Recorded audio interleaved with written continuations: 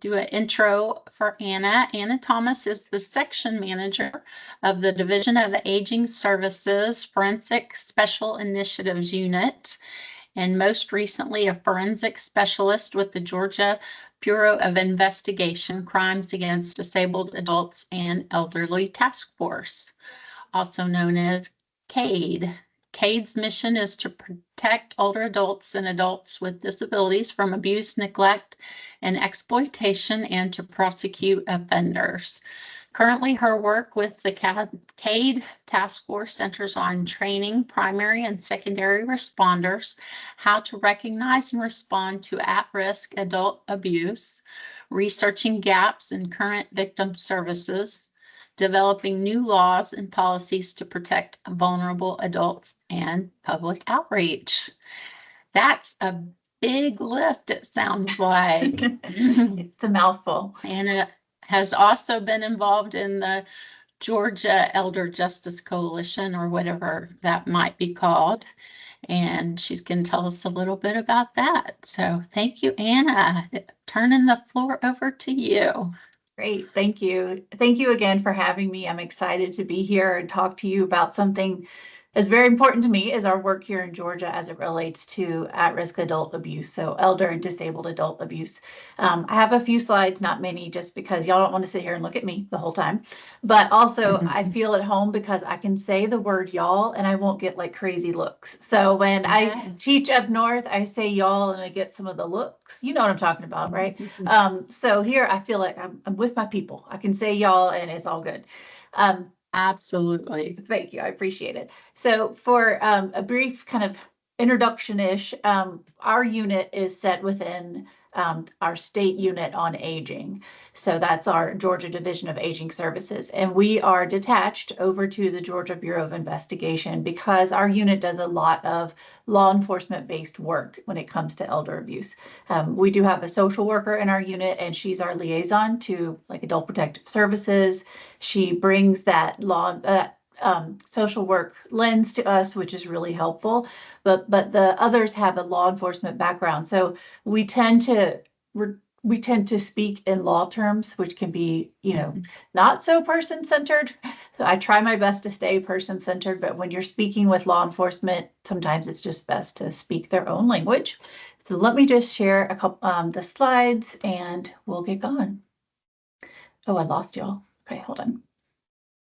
We're still here. Yeah, I know. It's like going all different ways here. All right, there we go. You should be seeing the slideshow now. Yes. Okay, fantastic. So again, I'm just going to talk briefly about how we got started here in Georgia and a bit about what has been some triumphs and some, I guess, challenges, I'd like to say. Here's our team. I always have to show their picture. I'm so proud of them. I'm so proud of everything that they do and how well we all work together. I hit you first with the important parts. So after this slide, if you want to snooze and zone out, feel free. But these are the important parts. This is like the takeaway. These are 4 key pieces, I feel, for coalitions across the board. Data can really drive conversations. Data can show you a lot and show you what's missing. We rely heavily on data to drive our mission and to drive where we're going next and to where we're going after this year, after this month. What do we need to go to next? Number 2, champions with passion. That's key for this work, is having a champion or champions that will have that passion, and that helps continue passing the baton on to other people. Conversations with partners, and I'll go into that a bit more, and then wins and losses. We love to talk about how great our coalitions are doing, how great our groups are doing, which is wonderful, but we have to be honest and real and say, okay, we've had some setbacks, or maybe we've had some losses, or we've stumbled, so that we can regroup. But we're also letting other people know, like, we are real people. This is a coalition that is improving and evolving. So it's good to say during those conversations, okay, I've had some struggles and here's our wins. All right, so if you want to zone out, now's your time. I wanted to show you some data that we use just to start conversations and to illustrate. Here you see 2 maps, and that's the state of Georgia. The map on the left is early on. That's around 2000, 2012, I believe it was. And it showed how many charges were taken for elder abuse or at-risk adult abuse in our state and how many perpetrators. So we had 771 charges with 404 perpetrators. So we see there's the darker counties show you where most of the charges were taken. And then you see some counties aren't even on there because they didn't have any charges taken. So the next map that you see is from 2023. So that's 2010 all the way up to 2023. And it shows the number of charges. Oh, could y'all mute if you don't mind? Justin did it too. Oh, yeah. It's 2 more days. It's okay. It's fine. All right, Hello? awesome. Thank you. Please mute. Okay, let me go back where I was. Okay. And the slideshow, or excuse me, the map shows that how many charges were taken. You see the increase of around 11,000 charges and the number of perpetrators around 6,000. So we use that to say, look, the numbers are increasing in charges, the numbers are increasing in perpetrators. We compare that to like APS data to say, look at all of these reports coming in, but also we'll use this data to say, are there certain counties where maybe law enforcement isn't trained fully on how to investigate these cases, or we can come in and provide some assistance. So data is so important when you're talking with coalition work, talking about coalition work, and being able to provide a roadmap of where you want your coalition to go. So I want to talk about champions and passion. We early on had a work group with the Georgia Bureau of Investigation. And so that is, if you aren't familiar, you know, the highest law enforcement investigative team in Georgia is the GBI. And they investigate other officers, right? And officer involved shootings, that kind of thing. So we had someone who really had no fear in talking to the GBI and said, you have an elder abuse problem. Now, what are you going to do about it? And I'm not making that up. That's what she said. So this was her. Her name was Pat King. So she went to the head, who was head of the GBI, the director of the GBI, and she explained a few things to him, showed him the data, and said, now what? And so he convened a group. And this is one of the pictures from the group. He convened stakeholders to come together and say, we have a problem. I've seen the data. What are we going to do to fix it? So that was our initial, how the initial coalition started, was just a conversation, someone having the gumption to go talk to someone at a higher level like that. And she was very passionate, and she has always been our champion. So that was our early coalition work. And those relationships that we built then carry on to today. Many of those people are still involved with our work today, are involved in the coalition work. So from there, we ended up having a conversation. We had the first work group meeting, and I wanted to stress that this was a conversation. Sometimes we speak different languages in all of our different professions. So we all came to the table not having a strict agenda of pointing out what other agencies aren't doing, pointing fingers. It was a very light conversation, you know, asking, for example, what are you seeing in your area? What gaps do you have? Where do you think we could work together to make fill in those gaps? So I stress the conversation piece because we all kind of have our own agency agenda about what we want to get done, but we can't always push that onto some other agency. They've got funding issues, they've got staffing issues. So those keeping it light conversations, I know I met with some people just at Starbucks over coffee. It really, that environment and how you approach it is going to help your coalition and sustain it as well and build those relationships. So the data, here's a list, and I'm not going to read all these to you. These are a list of 15 problems that came out of that work group, that initial coalition work group. And again, that was the data. This is what we had. Here's 15 issues that we've come up with. And then we had solutions. There were 8 solutions that we identified to address those problems, and that was a win. You know, we're going to talk about our wins. And now I look back and I see how far we've come. A lot of this we've already done. We've checked it off. We did it. But our work keeps evolving, as you know, because new obstacles or new types of crimes, scams, that kind of thing evolve and come into focus. So another win that we had was we had a legislative work group. Now, we are state agencies. We can't advocate at the legislature, but we had people that we work closely with in those relationships and some champions that were able to come to us and say, we want to help you with the legislative gaps. And we were able to have those conversations, and they helped us write some laws. You can see going back to 2013 all the way up to 2023.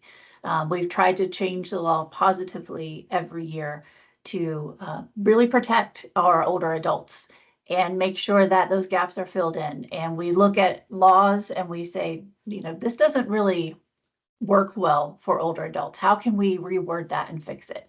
So that's been a bit of a challenge, but if any of you have ever done legislative work, what you put in isn't always what you get out on the back end. And sometimes we've had to just scrap things. And I don't know if this will play. Let me see if I can get this. Okay, hold on. Let me see if this will play. Oh, it's noisy. Hold on. I don't want y'all to hear anything. I didn't want you to hear it. Okay, I'm going to play it real quick. I don't know if y'all can hear it, but this is our roller coaster that we have been on lately. And I'll tell you why. I'm going to get it up to the top. Don't watch it if you have, if you get motion sickness. So here we are going to the top, and we were writing a grant to formalize our coalition work. We wrote this grant. We're at the top. We submitted it. We held our breath. We got the grant. And then we had some bad news right there. And I'll go ahead and stop that because it'll make you dizzy. We had some bad news. The bad news was even after our leadership had reviewed the grant, we were not allowed to accept the grant. And that was really hard for us. We've had this loose coalition for a long time. We were ready to formalize it. And people signed off on the grant and said, here, this looks great. And then once we were awarded the money, the same grant that started your coalition, we were told we could not accept it. So we were on this roller coaster of, we've done all of this great work, now what? So what keeps us going despite those kind of losses or roadblocks? The data that shows that our coalition's work is improving elder justice for those here in Georgia. And the data that shows areas where we saw gaps are starting to be filled in. The champions and the passions of the champions were, have you've ever written a grant? I went to so many people to get letters of support. Our attorney general wrote a letter, of course, the director of the GBI, different state agencies. I had to go back to them and say, we were awarded the grant, so thank you, but however, we are not allowed to accept it. And you can imagine having that type of conversation, what that was like. But those relationships that we had built, the people that they understood that this was not a reflection on our work. And they said, keep up the good work. Your coalition's doing a great job. Don't let this set you back. Many of them thought we were going to stop the work. So those conversations were key. They were very instrumental. And then the last loss I wanted to tell you about, and again, I'm telling you this because we all have stumbling blocks, is we weren't able to get the grant. So our partners, our champions said, oh, we're just going to write it into law that Georgia has to have an elder justice coalition. And we're going to make elder abuse multidisciplinary teams mandatory in law. I'm like, that's fantastic. So this was our last session, legislative session that started in January and ends in March. The bill flew through the session, bipartisan support. Everybody loves it. This is great. And I'm thinking, this is really going to happen. Like this law is going to happen. This was great timing. And then after, our governor decides that he wants to sign some bills, he'll call people to the governor's office, and there's like pictures and media and all that stuff. So we're patiently waiting for to get the notice that our bill is going to be signed. And then it gets to the last day and it got vetoed. The bill was vetoed and I was heartbroken. But again, that is one of our losses, but we keep going despite that, and we keep up the good work. So I want to give you you don't want to watch that video again. I wanted to kind of give you a roadmap for going forward, and I'll wrap it up here. Determine the status of crimes that are going on there. Determine the status of crimes and the resources in your state. That data is going to show you so much information, but it's also going to be a great conversation starter for people that can make change, that may be a bit over what the coalition can do. Research what agencies around you respond to elder abuse or any elder justice type issues that you may be having, like transportation, housing, and talk to them, have those conversations with them. Go ahead and convene a meeting with the stakeholders. You know, we all put our pants on the same way. They all get up and brush their teeth in the morning, just like we do, hopefully. So have conversations with those key stakeholders, those bigger people in the state. All they can say is no. And that's okay. You regroup and you come back and you start again. And then identify what the obstacles are. If you can identify them out the gate, then it's easier for you to build that roadmap and to make sure that you get over those obstacles. Some are inevitable, like housing costs, like we can't get around that, right? But there's ways that we can scooch around this way to maybe make it easier for our older adults to afford housing. I want to leave you lastly with my contact information because I want to make sure I'm attentive to your time. If y'all need anything, reach out to me. I mean, I love having these side conversations with different people around the nation. We do that a lot. I want to pick your brain. I love hearing from you about what you're seeing in your coalition. So reach out to me. Again, I'm always here and I appreciate you letting me say y'all as many times as I did during this presentation. And I'm going to stop sharing so that I can come back on camera with you. All right, there we go. I can see you all now. Great. Is there any questions, anything I can answer that I need to clarify about Georgia's coalition? We're still a loose coalition. We're hoping that we will have that bill will go through the legislature again, worded differently next year. We'll try it again. Awesome. Thank you, Anna. Yeah, you're welcome. All right. Anybody have any questions? Any thoughts on Georgia versus Texas, Nathan? I had a question. Anna, you mentioned that funding that y'all got approved and then you were ready to accept it and then it got kind of put the kibosh on that. What could you have done differently? What was the rationale for the reason y'all couldn't accept the funds? That's a great question. Of course, I beat myself up the whole time thinking, what did I do wrong? I wrote this grant. Obviously, somebody liked it and, we were awarded the money. But it took a while to kind of get to the heart of it. And still, we don't have a firm, this is why from some state leadership. But the general consensus was it made the state look bad that we have an elder abuse problem. And I'm like, well, how do we get a grant if we don't have a problem, right? That's why we have grants. So that was, that was the general consensus that it was, it just didn't make the state look good. So, yeah, but I don't know how to get around that. Yeah, that's out of your control. That almost sounds a little political, but I'll just leave it at that. Yeah, you can read between the lines. Yeah. Yeah, right. Okay. Okay, thank you. Yeah, you're welcome. Now, politics rears its ugly head. It does. It does. Well, thank you all. Again, reach out to me. Oh, I see a hand raised. Okay. Yeah. Ramona? Hi. Am I muted? Okay, I'm on.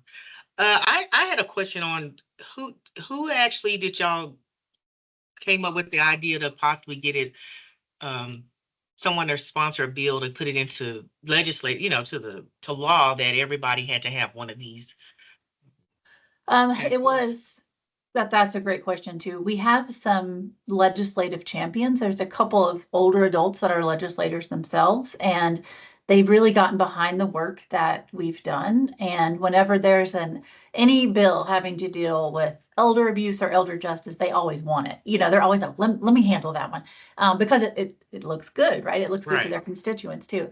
So we went to them. I didn't, but the champions went to them first and say, this is what we're thinking. And they said, yep, we'll support it. You write it. And we have a prosecutor that is with our state prosecutor's office, and he works on our legislative work group. And so he wrote it and looked at other states' coalitions and what they have and put the language in and did a phenomenal job with it. So again, it's those partnerships and those conversations. Okay.